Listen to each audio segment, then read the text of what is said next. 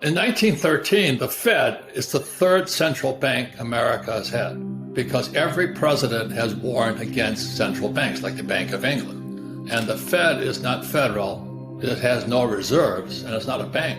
It's a cartel of banks. And in 1913, the Fed, the third one, was created, starting with President Washington, said do not have a central bank. Since, 1776.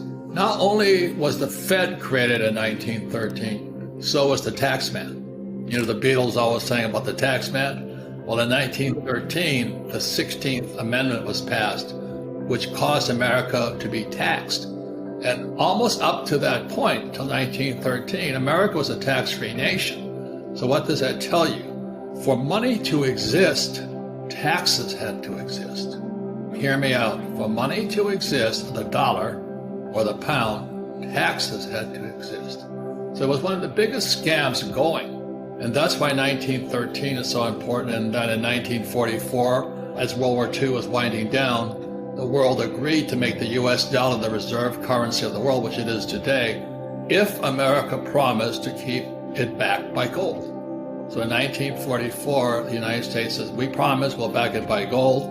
And then in 1971, President Nixon says, oops, we broke our promise. And that allowed money printing to go out of control. So here we are today. I just got this. This came in. It's The Economist from London. And it says here, governments have spent $17 trillion on the pandemic, including loans and guarantees, for a combined total of 16% of the global GDP. That's how much money was printed last year. 16% of the global GDP. Now, if that doesn't cause you to run out and buy gold and silver, I don't know what will. They now have to keep printing or we crash. That's why I've been bullish on gold for all these years. You watch who's spending the money. It's the government. I don't trust them. I never have. So, I mean, they're so incompetent. I just can't believe it. They're incompetent people. They're like Marx. Highly educated people who don't know how to make money. They're not capitalists, they're socialists. And if you understand that, in a few years, you're going to find out these banks are in serious trouble because of debt. Because all the Fed and the Bank of England has to do is print more money. And as long as people will accept this toilet paper like this, people are happy. But the moment one day somebody says, oh my God, $10 billion, but it's not worth it. I was in Zimbabwe. This wouldn't buy me an egg. What's screwing us all up are academics. The academic elite, you know, the liberal left and all this, I don't know where their heads are at, but they're not up in the air. And so the Fed fits into that category, the Bank of England fits in that category. They're doing all these projections and all this, but they're not attached to reality. When you look at the numbers, is that we're already in a depression. In other words, if the economy has been growing at 3%, it's only growing at 2%. That's a technical depression. So people are watching, oh, the stock market's up, everybody's happy and all this, but everything's inverting upon us. So just recently, the euro-dollar curve inverted. Every time that has happened, it was followed by Lehman Brothers and it was followed by COVID. America is going Marxist. And when I look at what's going on in Portland and Seattle and New York and Chicago and the cities, I mean, how in the world can we defund police and all this? How in the world can we keep printing money and doing what we do? So I started storing gold in Switzerland and in Singapore. So in case I had to run, gold and silver are flight capital. And the problem is most people don't know the difference between a Marxist and a capitalist. Economics taught in military school are different than the economics taught in business school. Military economics is different than civilian economics. So in military school, this is the 60s, my economics teacher said, who kills more people? It was socialist or capitalist.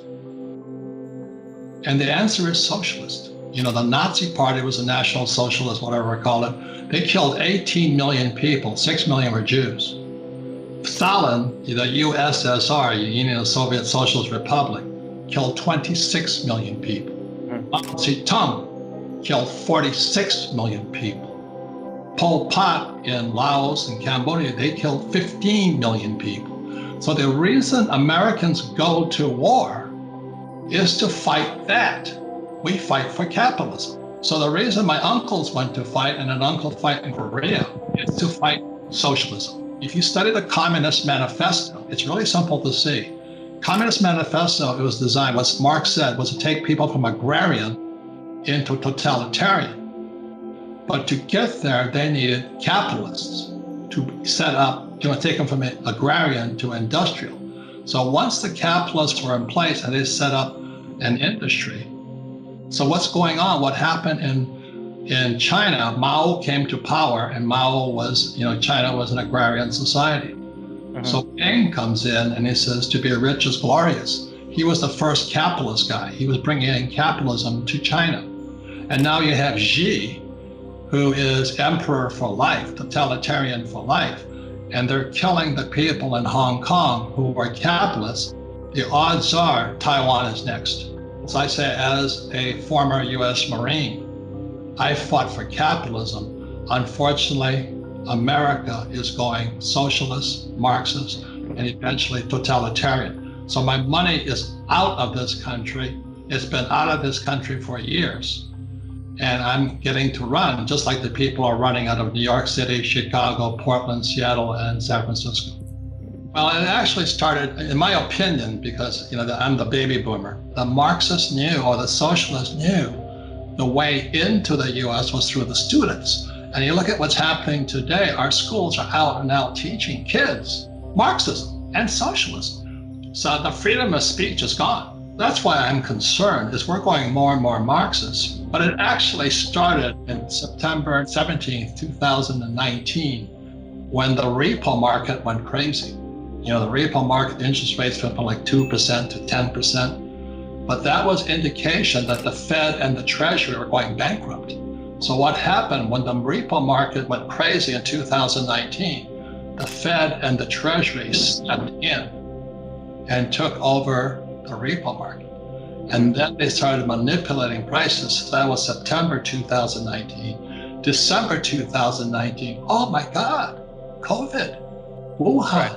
So I criticized that. I said, there's something fishy going on. Well, as you know, if you criticize any of that stuff, vaccines and all that, the mob comes after you. Look at the doctors who said, COVID is BS. They get fired. They get taken off.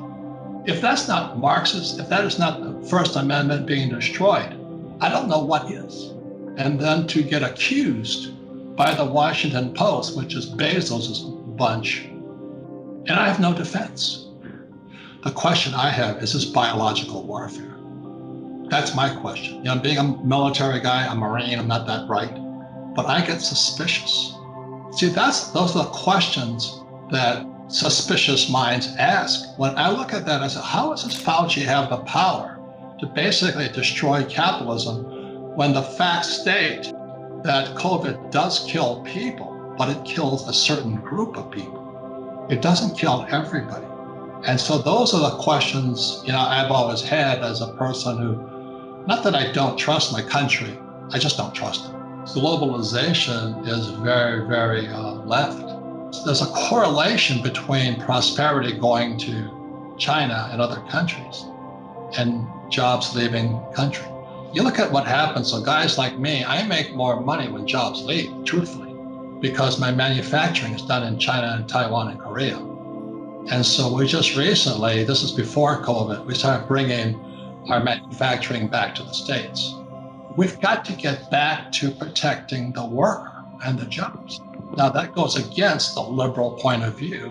What happens to the worker? That's my concern. I'm not Republican or Democrat, but I am a capitalist. I studied economics in military school, not business school. I did go to business school.